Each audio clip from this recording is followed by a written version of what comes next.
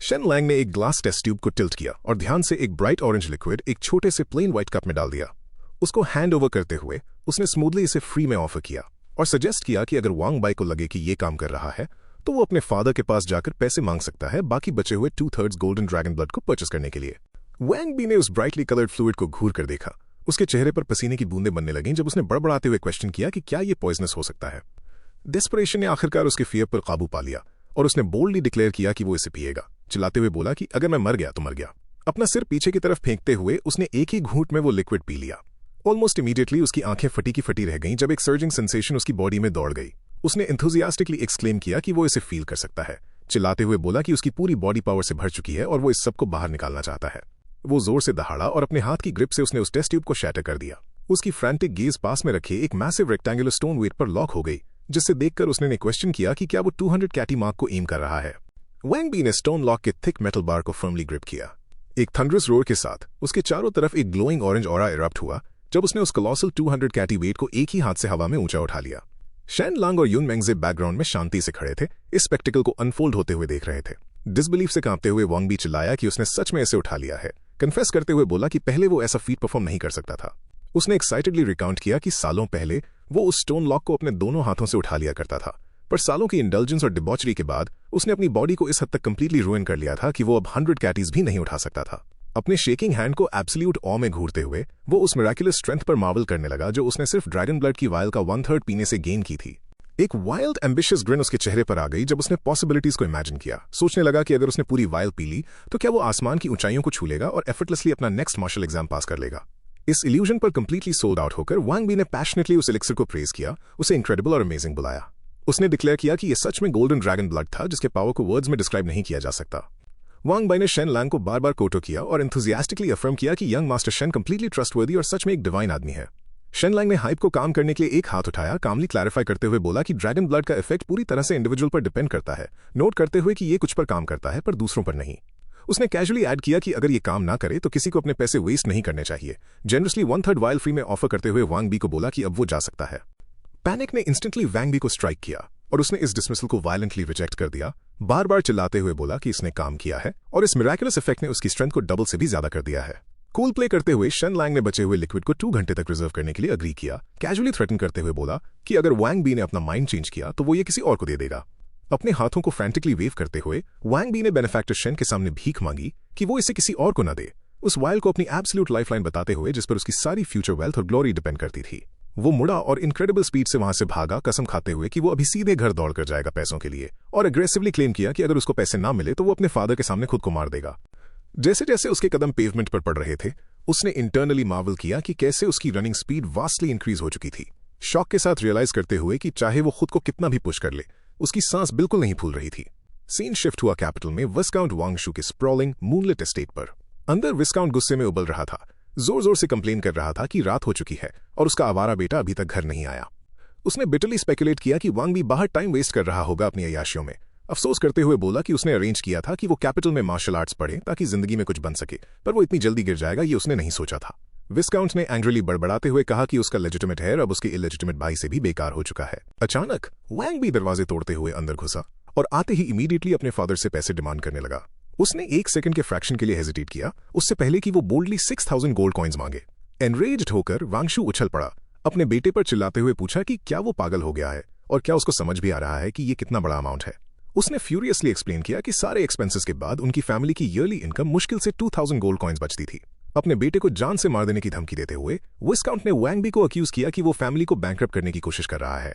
वांग B ने desperately अपनी request को डिफेंड किया, इंसिस्ट करते हुए कि ये पैसे एक गुड कॉज और उनकी फैमिली की फ्यूचर ग्लोरी के लिए हैं। प्रॉमिस किया कि वो डेफिनेटली अपने नेक्स्ट मार्शल एग्जाम में सक्सीड होगा। उसने एक्साइटेडली रिवील किया कि शेन लैंग के पास गोल्डन ड्रैगन ब्लड था और इनिशियली उसने उसे शेयर करने से रिफ्यूज कर दिया था, पर सिर्फ इसलिए क्योंकि वो यून मेंगजे का फ्रेंड था। उसने थोड़ा सा हिस्सा बिल्कुल absolute cost price 6000 gold coins पर दे दिया। इस बात ने विस्काउंट के गुस्से को और फ्यूल कर दिया और वो चिल्लाया कि पैसे उड़ाना एक बात है पर बेवकूफ होना बिल्कुल अलग। उसने अग्रेसिवली शेन लैंग और यून मेंगजे को कंप्लीटली फ्रॉडुलेंट अक्यूज किया, लाउडली डिक्लेयर करते हुए कि वो क्लियर तरीके से उसके बेटे को स्कैम करके उसके पैसे लूटने के लिए कल्यूट कर रहे थे। जब वांगशू ने पूछा कि क्या पेमेंट ऑलरेडी हो चुकी है तो वांग बी ने एडमिट किया कि अभी नहीं, उसे सिर्फ वायल का 1/3 हिस्सा पीने दिया गया था, वार्निंग देते हुए कि बचा हुआ हिस्सा स्ट्रिक्टली सिर्फ 2 घंटे के लिए रिजर्व्ड है, जिसके बाद वो किसी और को बेच दिया जाएगा।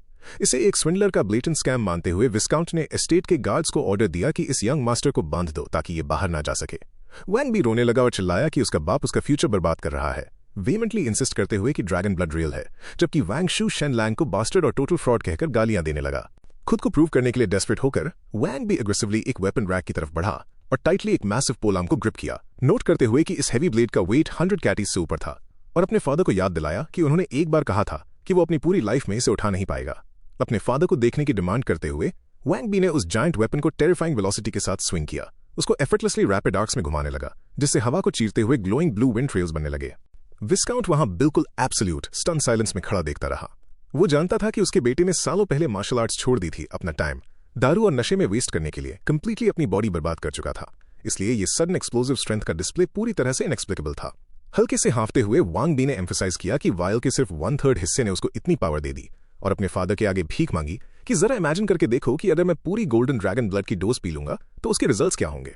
विस्काउंट की स्टबर्ननेस आखिरकार टूट गई और उसने इंटरनली क्वेश्चन किया कि क्या सच में इस मिराकुलस इफेक्ट ने प्रूव कर दिया था कि ये रियल ड्रैगन ब्लड है।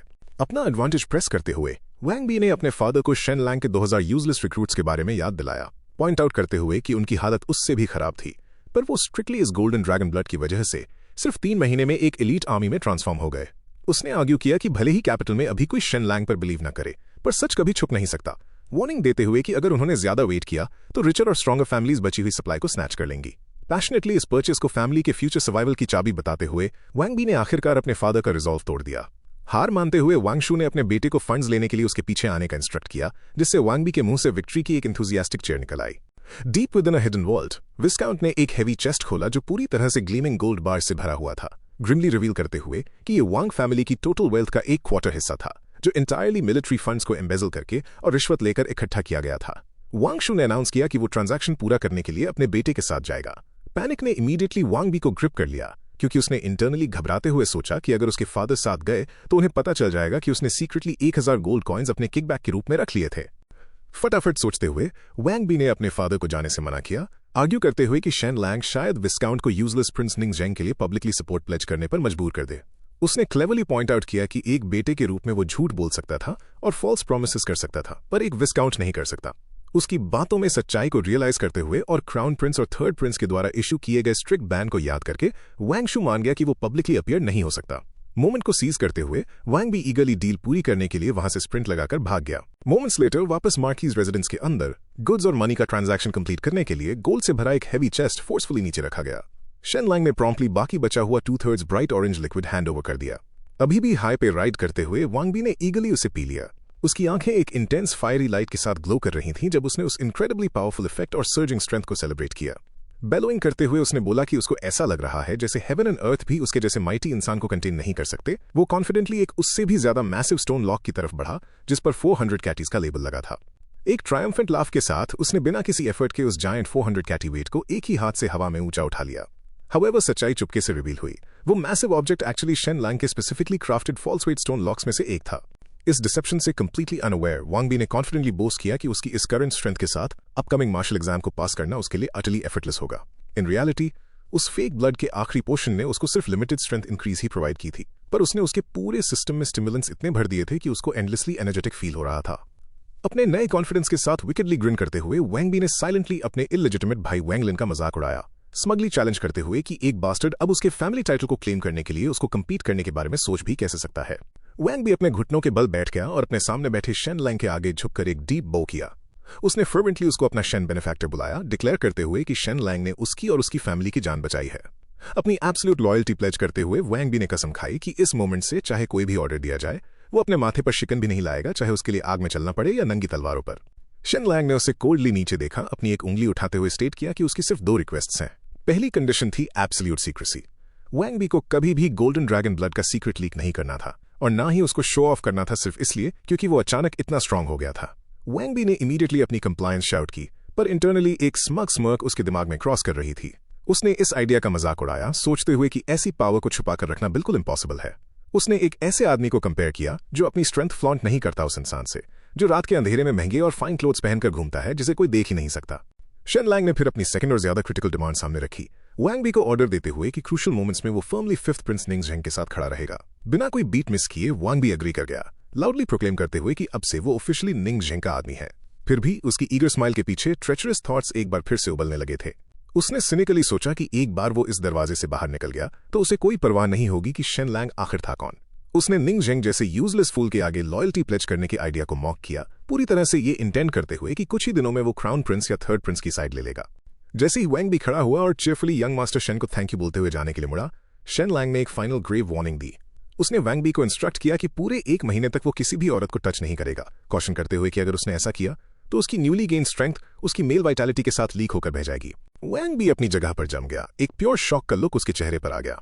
वो पैनिक कर गया, पूछने लगा कि जीने का क्या पॉइंट है अगर वो औरतों को टच ही नहीं कर सकता। डेस्परेटली प्लीड करते हुए पूछा कि क्या वो सिर्फ एक बार इंडल्ज कर सकता है। शेन लैंग ने ब्लंटली कैलकुलेट करते हुए बताया कि एक बार भी ऐसा करने से उसकी लगभग 10% पावर चली जाएगी। ये सुनते ही वैंग बी की एंग्जाइटी इंस्टेंटली वैनिश हो गई और उसकी जगह एक रेकलेस कॉन्फिडेंस ने ले ली।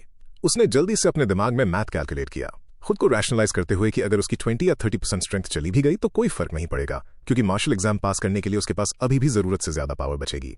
चिल्लाते हुए कि ये कोई प्रॉब्लम नहीं है, वैंग भी वाइल्ड एक्साइटमेंट के साथ वहां से भागा। उसका दिमाग पूरी तरह से अपनी नई पावर को फ्लॉन्ट करने और दुनिया को शो ऑफ करने की अर्ज से कंज्यूम हो चुका था। उस डिमली लिट रूम के अंदर युन मेंगजे उस फूलिश हेयर को भागते हुए देख रहा था, जबकि शेन लैंग के चेहरे पर एक विकेट ग्रिन फैल चुकी थी। शेन लैंग डार्कली चकल किया, डिक्लेयर करते हुए कि ये तो सिर्फ शुरुआत थी। उसने एक्यूरेटली प्रिडिक्ट किया कि इडियोटिक वैंग भी डेस्परेटली खुद को फ्लॉन्ट करेगा, पॉइंट आउट करते हुए कि उसका पूरा सोशल सर्कल अमीर पर वीक बॉडीड वॉस्ट्रल से भरा हुआ था, जो बिना कोई एफर्ट डाले स्ट्रांग बनने के सपने देखते थे। शेन लैंग ने उन्हें उन डिल्यूजनल गेमर्स से कंपेयर किया जो सोचते हैं कि बस एक मुर्गी को मारकर उन्हें एक लेजेंडरी ड्रैगन स्लिंग स्वॉर्ड मिल जाएगी। अपनी चिन को रब करते हुए और आंखों में एक सिनिस्टर ग्लीम के साथ उसने रीजन दिया कि अगर वो ऐसे गलेबल सकर्स को स्कैम करके उनके पैसे नहीं लेगा तो उसे सच में जेन्युइनली गिल्टी फील होगा। युन मेंगजे ने अपने दोस्त को कंसर्न के साथ देखा, ब्रदर लैंग को वार्निंग देते हुए कि इस स्कीम का एंड कैपिटल के सारे पावरफुल नोबल्स को ऑफेंड करने पर ही होगा।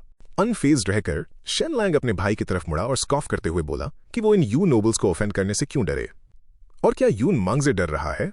उसने प्राउडली शेन लैंग को याद दिलाया कि वो एक इंपीरियल एनवॉय था जिसे इनकी अप्रूवल की बिल्कुल जरूरत नहीं थी और फ्यूचर में उसकी इनसे डील करने की कोई इंटेंशन भी नहीं थी। शेन लैंग ने कॉन्फिडेंटली अपनी एग्जिट स्ट्रेटजी लेआउट की, स्टेट करते हुए कि जैसे ही 5th प्रिंस क्राउन प्रिंस बनेगा वो यहां से चला जाएगा। उसने उनके इनेविटेबल गुस्से को डिसमिस कर दिया, पॉइंट आउट करते हुए कि वो ऑलरेडी उन्हें पहले भी ऑफेंड कर चुका है तो उनको दोबारा ऑफेंड करने से कोई खास फर्क नहीं पड़ेगा। एक चिलिंगली कैलकुलेटेड टोन के साथ उसने नोट किया कि शेयर प्रॉफिट के सामने लोगों की मेमोरी काफी शॉर्ट होती है।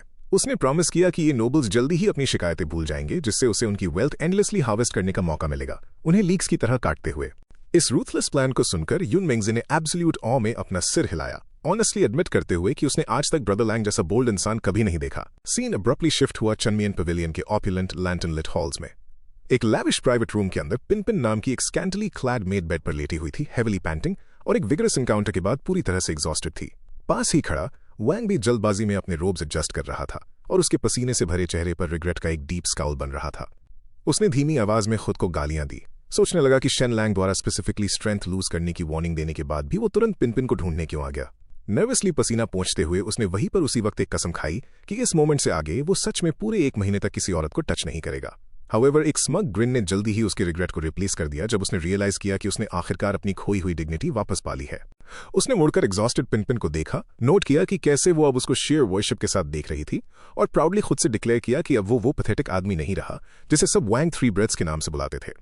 मेन कॉरिडोर में अकड़कर चलते हुए उसका new found confidence immediately challenge हो गया जब एक टावरिंग इंपोजिंग फिगर ने उसका रास्ता रोक लिया। ये हुआ शियोंग था, काउंट यांगवूज हाउस का हेयर और वांग बी का स्वॉर्न मॉर्टल एनिमी। ये दोनों यू किंगडम की राइवल मिलिट्री क्लैन से थे। डेकेड्स पहले हुआ क्लैन काफी प्रोमिनेंट हुआ करता था, पर लास्ट सक्सेशन स्ट्रगल में किंग निंग युएंगशेंग का साइड लेने में फेल होने के बाद उनका डिक्लाइन शुरू हो गया। उनके डाउनफॉल का फायदा उठाते हुए वांग बी के फादर ने वो प्रेस्टिजियस पोजीशन सीज कर ली थी जो ओरिजिनली हुआ शियोंग के फादर काउंट हुआ टिंग की थी, जिसके बाद हुआ पेट्रियार्क के पास प्रिवी काउंसिल में सिर्फ एक मिडलिंग 3rd रैंक की आइडल पोस्ट बच गई थी। हुआ शियोंग ने उस छोटे हाइट वाले आदमी पर घूर कर देखा। एक क्रूअल स्नीयर उसके चेहरे पर आई जब उसने मॉकिंगली पूछा कि क्या यही वो इन्फेमस वांग 3 ब्रेथ्स है। उसने जीर करते हुए पूछा कि क्या वैंग बी ने किसी तरह आज एक सांस और ले ली है ताकि वो पूरे 4 ब्रेथ्स तक लास्ट कर सके। डरने की बजाय वांग बी की आंखें फियर्स एंटिसिपेशन से चमक उठी और चिल्लाते हुए बोला कि हुआ शियोंग बिल्कुल परफेक्ट टाइम पर आया है। पास्ट ह्यूमिलिएशंस की मेमोरीज वांग बी के दिमाग में फ्लैश हुई, याद करते हुए कि कैसे वो आर्म रेसलिंग और स्पारिंग में हमेशा हुआ शियोंग से हारता था और औरतों के मामले में अपने फेलियर्स पर लगातार मौकरी बर्दाश्त करता था। पर आज रात ड्रैगन ब्लड से आर्म्ड होकर वांग बी खुद को इनविंसिबल फील कर रहा था और लाउडली डिक्लेयर किया कि वो आखिरकार अपना बदला लेगा। हुआ शियोंग ने डिसबिलीफ में अपनी आंखें झपकाई, उस वीकलिंग को रिपीट करने को बोला अगर उसमें हिम्मत है तो। हुआ शियोंग जेन्युइनली हैरान था कि क्या वांग बी ने गलती से कोई गलत दवाई खा ली है कंप्लीटली बैफल्ड था कि ये कावर्ड भागने के बजाय एक्चुअल में उसको चैलेंज करने की हिम्मत कर रहा था। अपने शोल्डर्स को रोल करते हुए हुआ शियोंग ने मेनेसिंगली पूछा कि क्या उसे पीटते हुए काफी महीने बीत गए हैं, अज्यूम करते हुए कि वांग बी की स्किन को एक और पिटाई की खुजली हो रही है। पीछे हटने से इनकार करते हुए वांग बी ने एग्रेसिवली चैलेंज फेंक दिया। हुआ शियोंग को पास्ट की सारी बुलिंग और ह्यूमिलिएशन याद दिलाई और कसम खाई कि वो सबका हिसाब चुकाएगा। पवेलियन में इकट्ठे हुए सैकड़ों ब्रदर्स और ब्यूटीज के मैसिव क्राउड की तरफ पॉइंट करते हुए वांग बी ने एक बहुत ही पब्लिक ड्यूल प्रपोज किया। उसने ब्रूटल स्टेक्स रखे, जो भी हारेगा उसको जमीन पर घुटनों के बल बैठना होगा, 3 बार कोटो करना होगा और सबके सामने चिल्लाना होगा, ग्रैंडपा मेरी गलती थी। ये सुनकर सराउंडिंग क्राउड अप्रोरियस लाफ्टर में बर्स्ट हो गया, वांग बी के अचानक आए करेज का मजाक उड़ाते हुए। स्पेक्टेटर्स ने क्वेश्चन किया कि क्या वांग 3 ब्रेथ्स पूरी तरह नशे में धुत है। एक दूसरे को याद दिलाया कि वो हुआ शियोंग से पहले भी दर्जनों बार हार चुका था। क्राउड में से एक औरत गिगल करते हुए बोली कि वांग बी नॉर्मली पिटने से पहले 3 मूव्स भी ब्लॉक नहीं कर पाता और नोट किया कि वो वक्त के साथ और कमजोर ही हुआ है। जनरल कंसेंसस यही था कि वांग बी अपनी जिंदगी से परेशान आ चुका है और विलिंगली अपनी पिटाई की भीख मांग रहा है। क्राउड की रिलेंटलेस मॉकरी सुनकर वांग बी की स्माइल और चौड़ी हो गई। उसका इंटरनल मोनोलॉग रिवील कर रहा था कि ये वाइड स्प्रेड डिस्डेन बिल्कुल वही इफेक्ट था जो उसे चाहिए था। वो इस बात से खुश था कि हर कोई उसे बिलिटल कर रहा था और उससे डिस्पाइस कर रहा था। उस मोमेंट का वेट करते हुए जब वो अपनी नई डिवाइन पावर को अनलीश करेगा, हुआ शियोंग को मार मार कर अधमरा कर देगा और पूरे पवेलियन को कंप्लीटली शॉक कर देगा।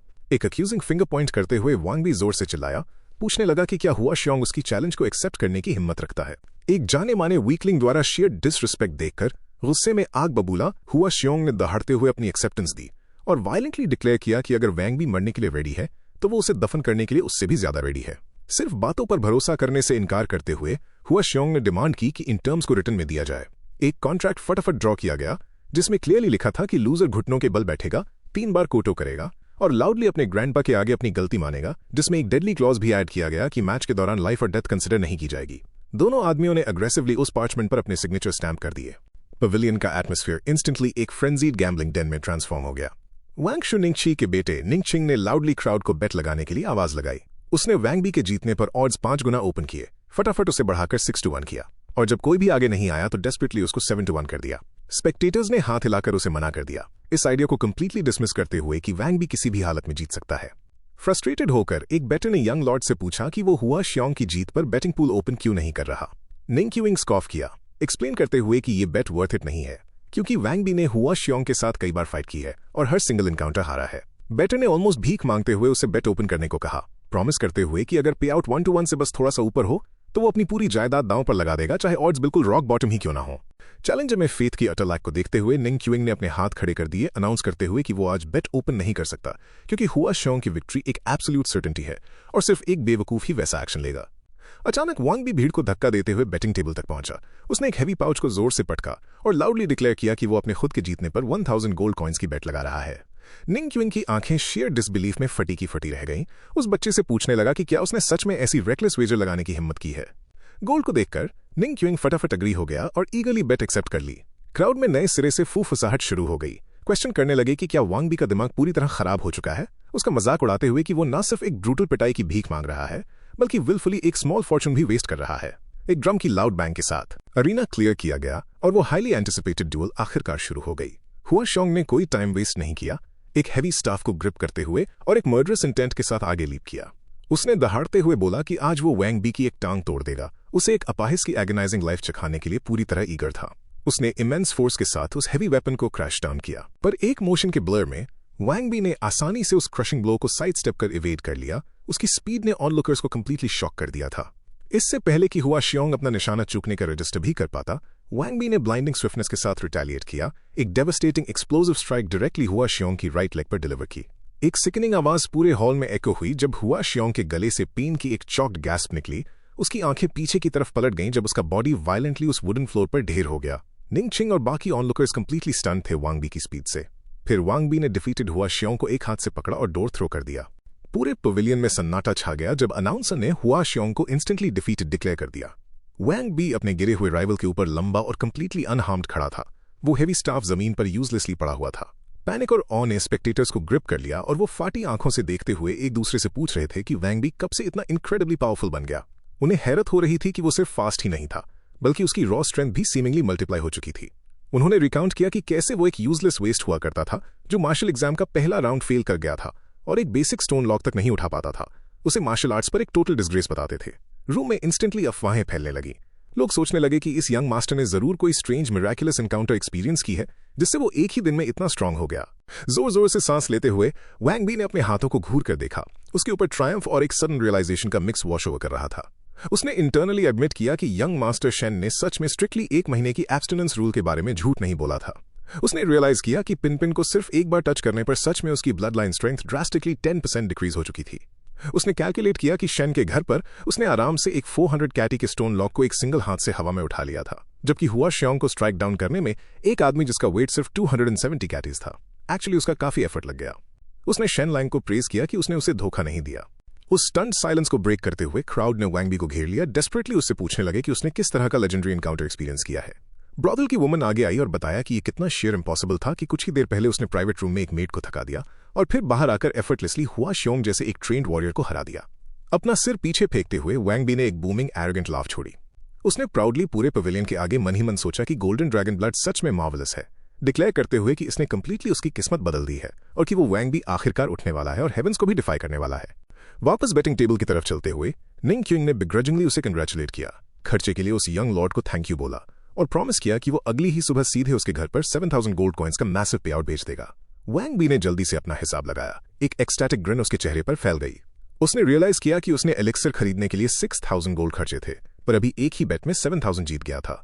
इसका मतलब उसने एसेंशियली कुछ भी खर्च नहीं किया, 1000 गोल्ड कॉइंस का प्योर प्रॉफिट कमाया और मिराकुलस स्ट्रेंथ उसको कंप्लीटली फ्री में मिल गई। क्राउड वाइल्डली चीयर करने लगा, उसका नाम चैंट करते हुए उसे माइटी और ऑसम बुलाने लगे।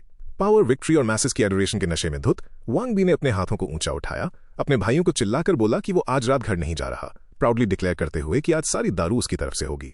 टैवर्न का लाइवली एटमॉस्फेयर पूरी तरह एक्साइटमेंट से बज कर रहा था जब आदमियों की भीड़ ने टेबल के चारों तरफ घेरा बना लिया और वांग बी पर तारीफों की बारिश करने लगे। उन्होंने चीयर किया कि आज उसने अपनी ग्रेट माइट का प्रदर्शन किया, उसके एक्सप्लोसिव पावर के डिस्प्ले को एब्सोल्युटली इनक्रेडिबल बताते हुए। एक आदमी ने क्लोज आते हुए ईगली पूछा कि क्या ब्रदर वैंग ने इतनी स्ट्रेंथ गेन करने के लिए कोई सीक्रेट एडवेंचर एक्सपीरियंस किया था। इंटरनली वांग बी ने अपना सीक्रेट शेयर करने के आइडिया का मजाक उड़ाया, रीजन देते हुए कि अगर बाकी सब भी स्ट्रांग बन गए तो उसके पास शो ऑफ करने और सबके फेस पर थप्पड़ मारने की एबिलिटी खत्म हो जाएगी। अलाउड, उसने स्टबनली अपने आर्म्स क्रॉस किए और डिक्लेयर किया कि वो एक वर्ड भी नहीं बोलेगा। राइजिंग टेंशन को सेंस करते हुए एक और आदमी ने जल्दी से इंटरजेक्ट किया, ग्रुप को अर्ज करते हुए कि वो यंग मास्टर वैंग को उनके पर्सनल सीक्रेट्स के लिए प्रेस ना करें। उसने अपना कप हवा में ऊंचा उठाया और लाउडली सजेस्ट किया कि वो सब नॉनसेंस बातें बंद करें और सिंपली ब्रदर वैंग को सेलिब्रेट करने के लिए ड्रिंक करें, जिससे पूरे ग्रुप में एक हार्टी कोरस के साथ चीयर्स गूंज उठा। 1 घंटे बाद अल्कोहल का असर पूरी तरह से हो चुका था। आदमियों ने हेविली इंटॉक्सिकेटेड वांग बी को नज किया, परसिस्टेंटली उसे चेक करते हुए रीइटरेट किया कि हर कोई ये जानने के लिए तरस रहा है कि अचानक उसने इतनी इमेंस पावर कैसे डिस्प्ले की। लिकर की वजह से उसके इनहिबिशंस कंप्लीटली डिस्ट्रॉय हो चुके थे और वांग बी ने अपना सिर पीछे फेंकते हुए एक बॉयस्ट्रस लाफ छोड़ी। उसने लाउडली कन्फेस किया कि वो स्ट्रांग इसलिए बना क्योंकि उसने गोल्डन ड्रैगन ब्लड सीधा शेन लैंग से खरीदा था। ये सुनते ही पूरे क्राउड में शॉक की वेव दौड़ गई। उनके मुंह शेयर डिसबिलीफ में फटी की फटी रह गई जब उन्होंने क्वेश्चन किया कि क्या सच में शेन लैंग के पास गोल्डन ड्रैगन ब्लड था और वो सिर्फ ब्लफ नहीं कर रहा या कोई स्कैम नहीं चला रहा। अटेंशन में बास करते हुए वैंग बी ने एरोगेंटली उन्हें वार्न किया कि वो अपने लिए इसको पाने का ख्याल तक दिमाग में ना लाएं। उसने स्मगली क्लेम किया कि शेन लैंग इसे किसी को भी नहीं बेचेगा, ब्रैग करते हुए बोला कि उसे गोल्डन ड्रैगन ब्लड का एक सिंगल वायल सिर्फ इसलिए मिला क्योंकि उसके युन मेंगजे के साथ स्पेशल टाइज थे। अस्टॉनिशमेंट में हाफते हुए 3 आदमी आगे झुके और डेस्परेटली पूछा कि उसने इस वायल के लिए कितना पे किया है। अपने हाथ को टेबल पर जोर से पटकते हुए वैंग बी ने प्राउडली शाउट किया कि इसकी कॉस्ट उसे 6000 गोल्ड कॉइन्स आई, पूरे 6000। इसके क्राउडों में मर्मर करने लगा, अग्री करते हुए कि भले ही ये टेरिबली एक्सपेंसिव था पर 6000 गोल्ड स्पेंड करना गोल्डन ड्रैगन ब्लड की पावर पाने के लिए कंप्लीटली वर्थ इट था। अगले दिन डॉन होने से ठीक पहले मार्की ऑफ चंगपिंग की रेजिडेंस की शांति अचानक टूट गई। एक सर्वेंट भागता हुआ आया और उसने मास्टर को इन्फॉर्म किया कि कोई उनसे मिलना चाहता है। एक आदमी पूरी तरह ब्लैक गारमेंट्स और हैवी मास्क में छिपा हुआ कमरे में दाखिल हुआ। शेन लैंग ने विजिटर को घूर कर देखा और उसका दिमाग जल्दी से डिड्यूस कर गया कि यह हैवी डिस्गाइज क्लियरली इसलिए पहना गया है ताकि क्राउन प्रिंस और थर्ड प्रिंस के स्पाइज उसे रिकॉग्नाइज ना कर सकें। कामली बैठते हुए शेन लैंग ने स्ट्रेंजर से पूछा कि वो कौन है और क्या चाहता है। मास्क मैन ने स्लाइटली बो किया और अपनी पेमेंट प्रेजेंट की, स्टेट करते हुए कि वो गोल्डन ड्रैगन ब्लड का एक वायल खरीदने के लिए 6000 गोल्ड कॉइन्स लाया है। शेन लैंग के इंटरनल थॉट्स में सरप्राइज का एक फ्लिकर क्रॉस कर गया। उसने इस सडन प्राइस हाइक पर सोचा, नोट करते हुए कि उसने ओरिजिनली एलिक्सर को 3000 में बेचने का प्लान बनाया था, फिर उसे बढ़ाकर 5000 किया और सोचने लगा कि स्ट्रीट प्राइस किसी तरह इन्फ्लेट होकर 6000 कैसे पहुंच गई।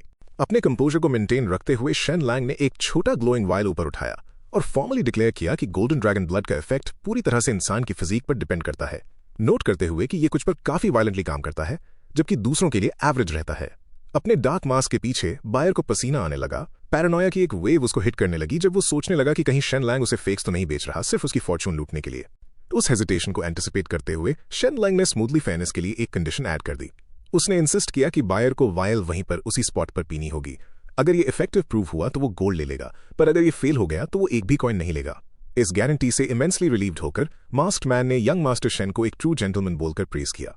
सीक्रेटली शेन लैंग मुस्कुरा रहा था, जानते हुए कि उसके फेल्ड एक्सपेरिमेंटल सैंपल्स किसी भी हालत में पब्लिक में लीक होने नहीं दिए जा सकते, जिसका मतलब ये था कि उसे हर किसी को फोर्स करके उन्हें इमीडिएटली कंज्यूम करवाना ही होगा। मास्क्ड मैन ने अपना सिर पीछे की तरफ किया और ग्लोइंग लिक्विड को निगल गया। कुछ ही सेकंड्स के अंदर मास्क के पीछे उसकी आंखें फैल गईं जब उसने एक series of primal roaring shouts छोड़े। वो चिल्लाया कि गोल्डन ड्रैगन ब्लड का इफेक्ट अनएक्सपेक्टेडली फास्ट है। हांफते हुए बोला कि उसको ऐसा लग रहा है जैसे उसकी बॉडी एक overwhelming surge of strong power से फट रही है। कॉन्फिडेंटली रूम में एक मैसिव वेट की तरफ बढ़ते हुए उसने स्टोन लॉक पर लगे 400 कैटी के लेबल को मजाक में उड़ा दिया। हैंडल ग्रिप करके उसने उस कोलोसल वेट को एक सिंगल हाथ से हवा में उठा लिया और मार्वल करने लगा कि वो इसे कितनी आसानी से उठा पा रहा था, अपनी नई मॉन्स्टर स्ट्रेंथ को कंफर्म करते हुए। उसकी बॉडी से गोल्डन एनर्जी रेडिएट होने लगी जब वो खुशी से हवा में लीप किया, चिल्लाते हुए बोला कि जेन्युइन गोल्डन ड्रैगन ब्लड पूरे 6000 गोल्ड कॉइन्स के इंटायरली वर्थ है। उसने अलाउड चीयर किया, अपने फादर से प्रॉमिस करते हुए कि अब वो आखिरकार उनका प्राइड बनेगा।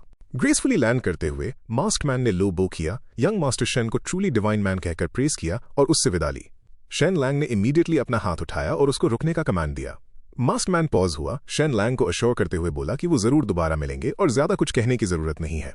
उसने इंसिस्ट किया कि शेन लैंग को उसकी ट्रू आइडेंटिटी जानने की जरूरत नहीं है और ना ही उसे ये एक्सपेक्ट करना चाहिए कि उसकी फैमिली अचानक निंग जेंग को सपोर्ट करने लगेगी, फर्मली स्टेट करते हुए कि बिजनेस अलग है और पॉलिटिकल स्टैंसेस पूरी तरह सेपरेट हैं। शेन लैंग ने इन पॉलिटिकल बातों को कंप्लीटली इग्नोर किया और अपनी final strict piece of advice deliver की।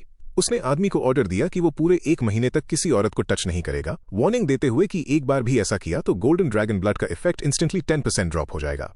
मास्क्ड मैन ईगरली एग्री कर गया। यंग मास्टर शेन को थैंक यू बोलते हुए उसने स्विफ्टली वहां से लीव ले ली।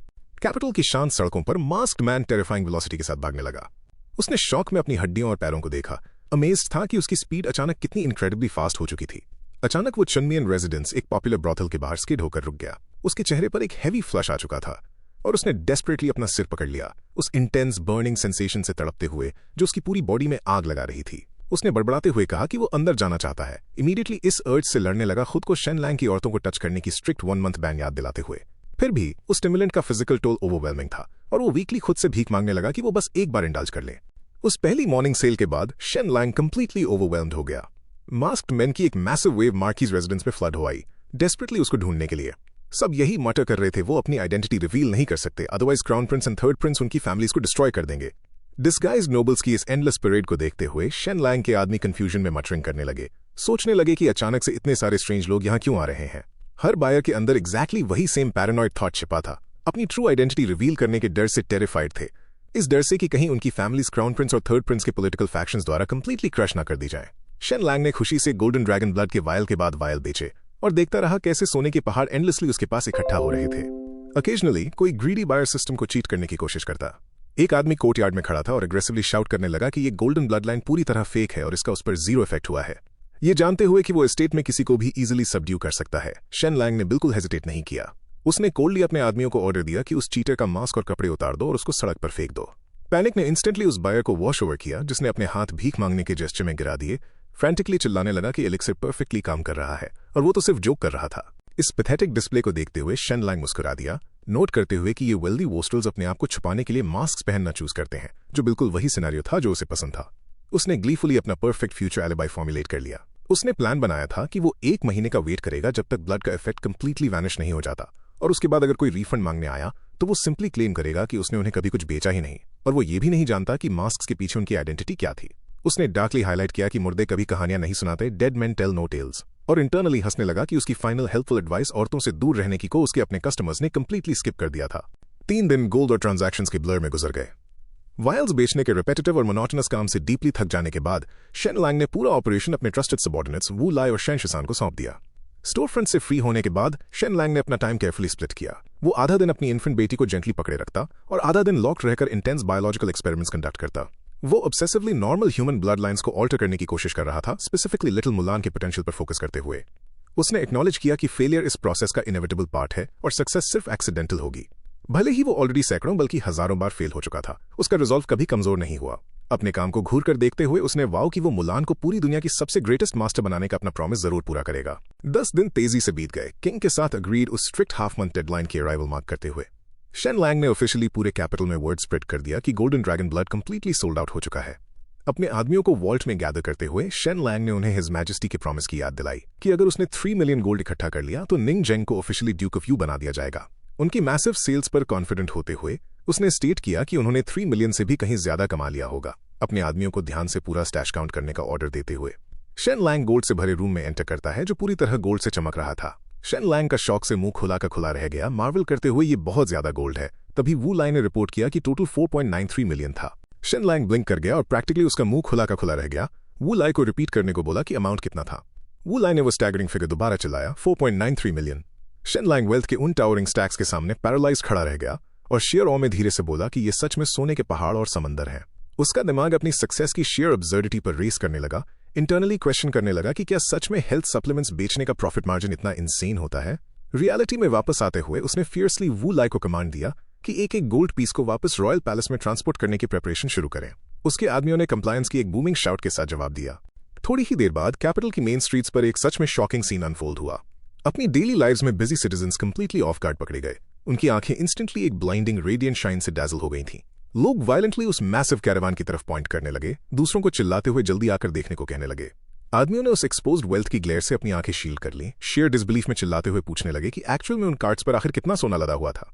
उस शेयर स्पेक्टिकल ने एक मैसिव अप्रोर मचा दिया जिससे हेविली आर्मर्ड रॉयल गार्ड्स को अपनी तलवारें बाहर निकालनी पड़ी। गार्ड्स पैनिक में थे जब भीड़ आगे की तरफ सर्च करने लगी। जनरल को चिल्लाते हुए आवाज देने लगे जबकि सिटीजन्स फ्रैंटिकली ट्रांसपोर्ट पाथ के बाहर गैदर हो गए, डेस्परेटली सोल्जर्स को जल्दी से उन वैगन्स को गार्ड करने के लिए चिल्ला रहे थे। सीन कैपिटल की सनलिट स्ट्रीट्स पर ओपन होता है जहां एक हेविली गार्डेड कॉन्वॉय आगे बढ़ रहा था जिसमें इम्पॉसिबल फॉर्चून भरा हुआ था। क्राउड में खड़ा एक रगेड थग अपने होंठ चबाता है। उसकी आंखें अनब्राइडल्ड ग्रीड से बड़ी हो जाती हैं और वो अपने अकॉम्प्लिसेस से मटर करता है। सोच रहा होता है कि क्या उन्हें बड़ा रिस्क लेना चाहिए और सब कुछ रॉब कर लेना चाहिए। कॉन्वॉय के साथ चलते हुए एक सोल्जर नर्वसली स्वेट कर रहा था और उसने शेन लैंग से पूछा कि क्या ये ग्रैंड परेड कुछ ज्यादा ही ऑस्टेंटेशियस नहीं हो रही।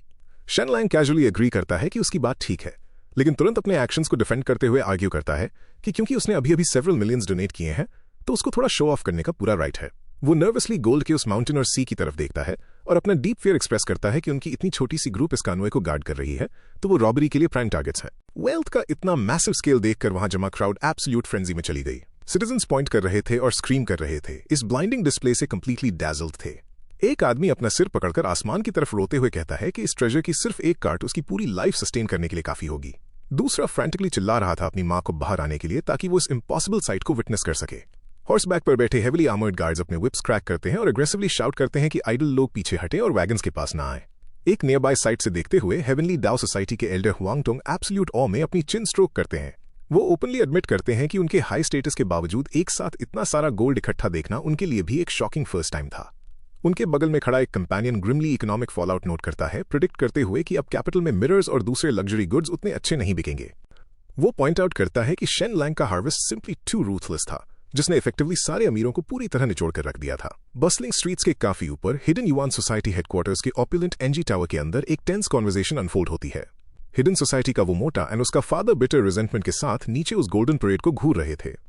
यंगर मैन मार्वल करता है कि ये छोटा सन इन लॉ कितना फॉर्मिडेबल बन चुका है, नोट करते हुए कि सच में उसकी कोई बॉटम लाइन नहीं है।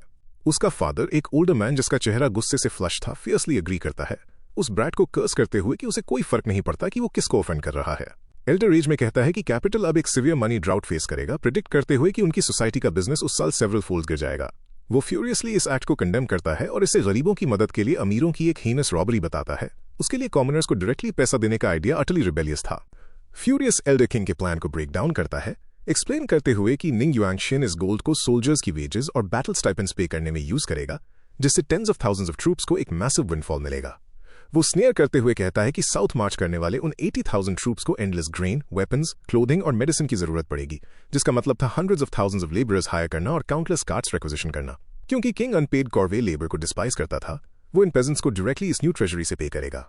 एल्डर अपनी मुट्ठी जोर से रेलिंग पर मारता है, किंग को एक प्योर वोस्ट्रल बुलाता है और डिसबिलीफ में स्क्रीम करता है कि इतना बड़ा पैसा इन फिल्दी पेजेंट्स के हाथों में चला जाएगा। वो चबी सन अपने फादर के आगे वाइन करता है, कंप्लेन करते हुए कि किंग प्रोक्योरमेंट डायरेक्टली हैंडल कर रहा है, जिससे उनकी हिडन युआन सोसाइटी पार्टिसिपेट नहीं कर पाएगी।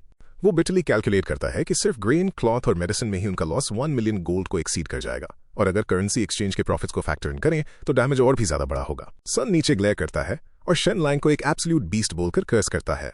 अचानक यंग मैन पैनिक में गैस्प करता है, ये रियलाइज करके कि शेन लैंग रुक गया था और डायरेक्टली ऊपर उन्हीं की टावर विंडो की तरफ घूर रहा था। जब वो नीचे देखता है तो शेन लैंग उसकी तरफ ही देख रहा होता है। एक मॉकिंग लुक के साथ वो उस एल्डर को इंटरनेशनल जेस्चर करता है, फिर एक स्मर्क के साथ डिसमिसिवली अपना हाथ हिलाता है। ट्रेम्बल करते हुए वो फैटी अपने फादर से पूछता है कि क्या शेन लैंग इंटेंशनली उनके चेहरे पर थप्पड़ मार रहा है।